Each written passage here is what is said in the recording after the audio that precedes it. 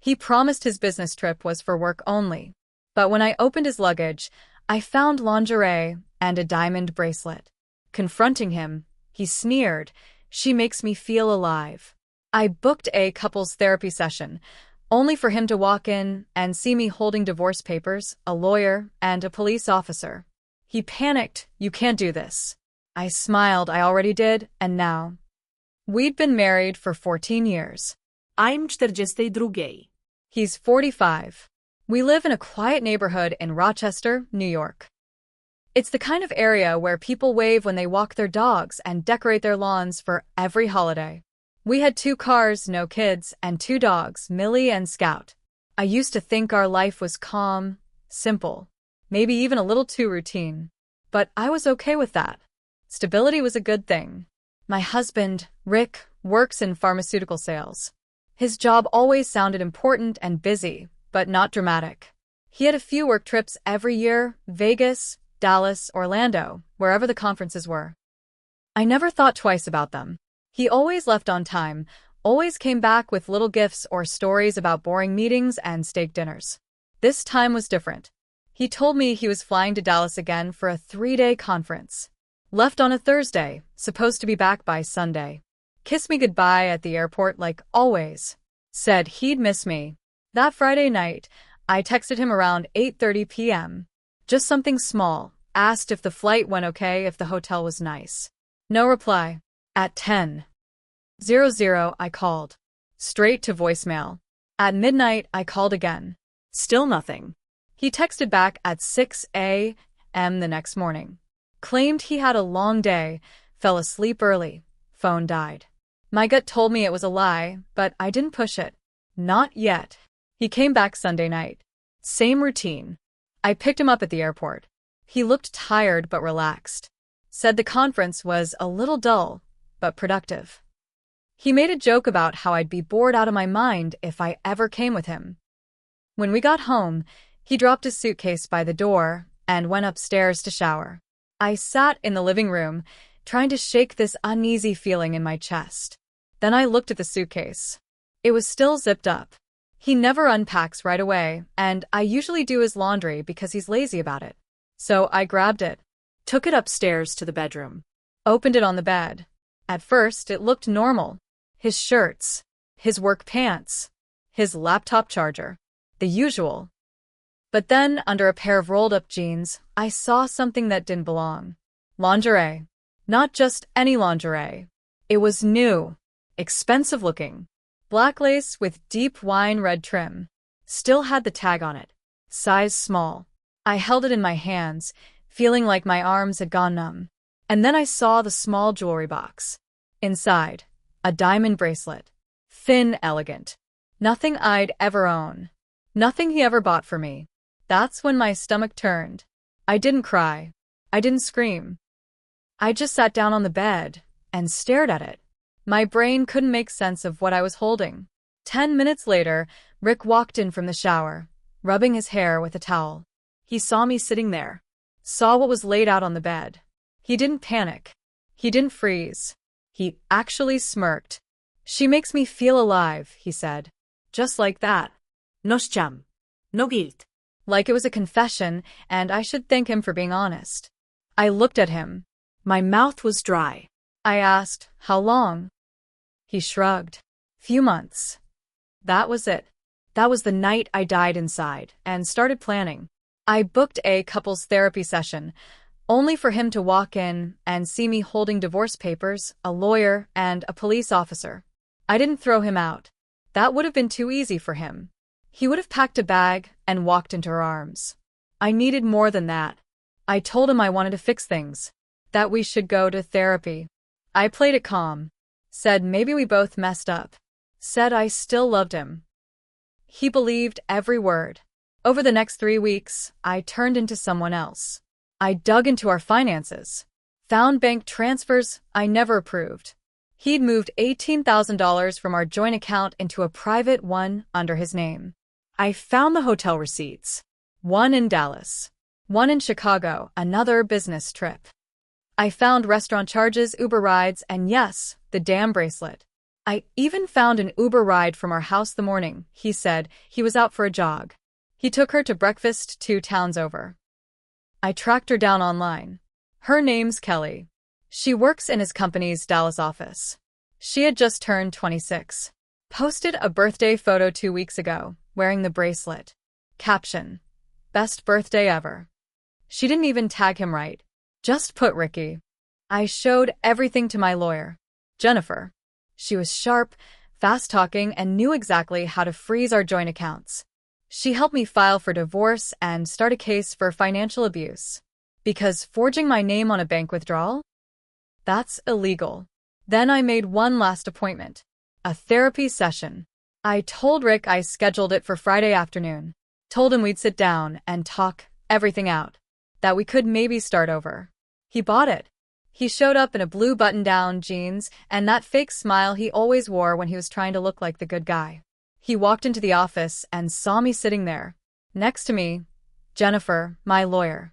And behind us, a police officer from the Financial Crimes Unit. Rick blinked. His smile dropped. "What's this?" he asked, looking between us. I stood up and handed him a folder. "These are divorce papers. And a copy of the report I filed." He looked at the officer, then at Jennifer. His face twisted. "This isn't therapy," he said, voice getting sharp. "No," I said, "this is accountability. You can't do this." I looked him dead in the eye. I already did. And now, everything started to unravel for him. He didn't get arrested that day, but the officer handed him a formal notice. He was being investigated for financial misconduct and identity fraud. It hit him harder than I expected. Rick stammered something about talking in private. I didn't respond. Jennifer simply said, "Anything you need to say can go through her lawyer now." He stormed out of the office. That night, he didn't come home. The next morning, I changed the locks. My lawyer had already filed a motion to get him removed from the property, but I wasn't waiting. Everything was already moving. Then came the retaliation. He froze, got petty, tried to access accounts that were already locked, called my family, told my brother I was losing my mind, left voicemails for my mom, crying about how I blindsided him. And then he made a real mistake. He showed up to my work. I'm a dental hygienist. Quiet office. Not a place for drama. He waited in the parking lot. Cornered me as I walked out. "I can't believe you did this," he hissed. "People were watching. I didn't care. You lied. You stole. You cheated. You don't get to act like the victim." He stepped closer, face tight with rage. "You're going to ruin my life." I stared him down. "You already did." That was the moment he realized I wasn't bluffing. And things got worse for him fast. 3 days later, Kelly showed up at my house. She knocked around 9 p.m. I opened the door and stared at her. I recognized her from the Instagram photo, but she looked different in person, smaller, more nervous. "Can I talk to you?" she asked. "Please." I didn't want to, but curiosity won. We sat in the living room. She kept glancing at the door like she wasn't sure she should be there. She said Rick told her we were separated, that the divorce was already happening, that I was unstable and refused to move out. She had no idea about the fraud. No idea that the money he spent on her wasn't his. Then she pulled out her phone and showed me something. Screenshots. Texts. From Rick to 3 different women. She wasn't the only one. Turns out, Rick had side flings in different cities. He told each woman a different story. One thought he was widowed. One thought we had an open marriage. Kelly was shaken. I almost felt bad for her. Almost. But I took the screenshots. More proof. My lawyer loved them. And Kelly? She ended things with him that night. The final twist? He lost his job. His company launched an internal audit. Guess what? He used his corporate credit card to pay for the hotel room in Chicago. And the dinner for 2? It was supposed to be a client meeting. That was the last straw. He was fired within a week. Now he had no job, no girlfriend, and divorce proceedings that were not in his favor. And me? I wasn't done. A few weeks into the divorce process, my lawyer Jennifer found something else. It was buried in some old bank statements. Transfers to a PayPal account I didn't recognize. They were small at first. $200 here, $300 there. But over time, it added up to over $9,000. She traced the PayPal account. It was under a fake name, but linked to Rick's email. That's when she told me to get a forensic accountant. Turns out, Rick had been slowly skimming money from my personal savings account for over 2 years. Not just the joint account, my account. I never noticed because he'd always been the one checking the mail, doing the online transfers. I trusted him. Jennifer filed for restitution. That's when it stopped being just a financial case and turned into something bigger. Now we had enough to bring civil charges and criminal ones. He started calling me again. First, just angry rants on voicemail. Then came the texts, long messages, begging, blaming, swearing I misunderstood. That it was never about money, that he just felt trapped. I ignored everyone, but it got worse before it got better. One day, I came home to find my front door cracked open. I froze. Called the police before stepping inside. They came fast. Thankfully, nothing was stolen. But someone had clearly been in the house. Drawers open. One of the dogs locked in the laundry room. No signs of forced entry. Just signs of someone looking for something. The officer asked if I suspected anyone. I didn't hesitate. My husband, Rick. He denied it, of course. Said he'd been at a friend's house all night, but he didn't have proof. And the friend? Couldn't back up the timeline. My lawyer filed for a restraining order the next day. It was granted within 48 hours. That pushed him over the edge. Rick's last move was the most pathetic one yet.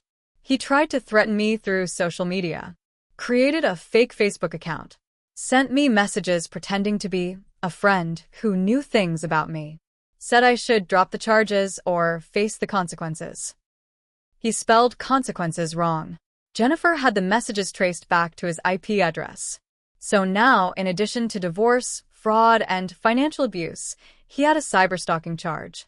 His lawyer tried to settle. Tried to make it all go away quietly.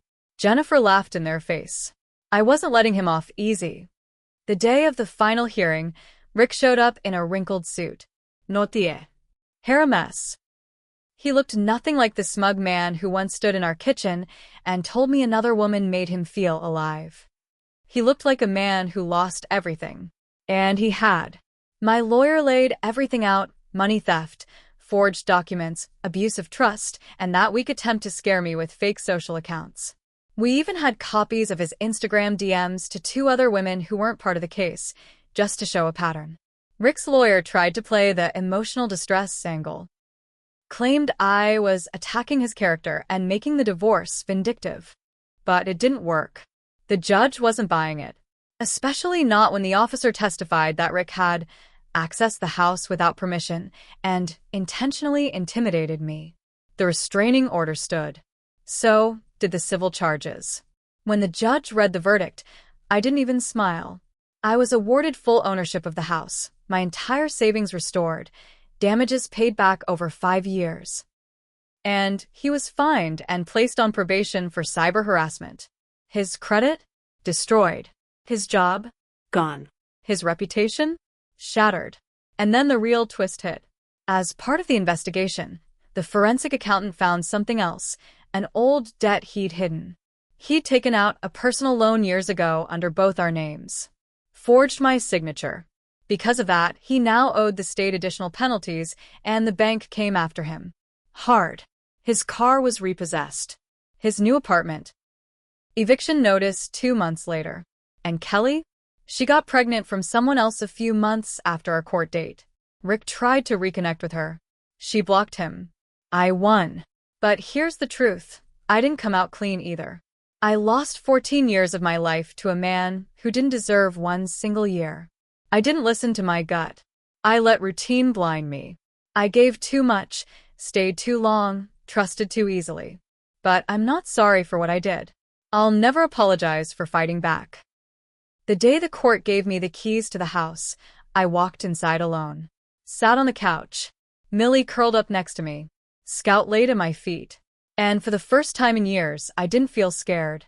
I felt free. And alive. Without him,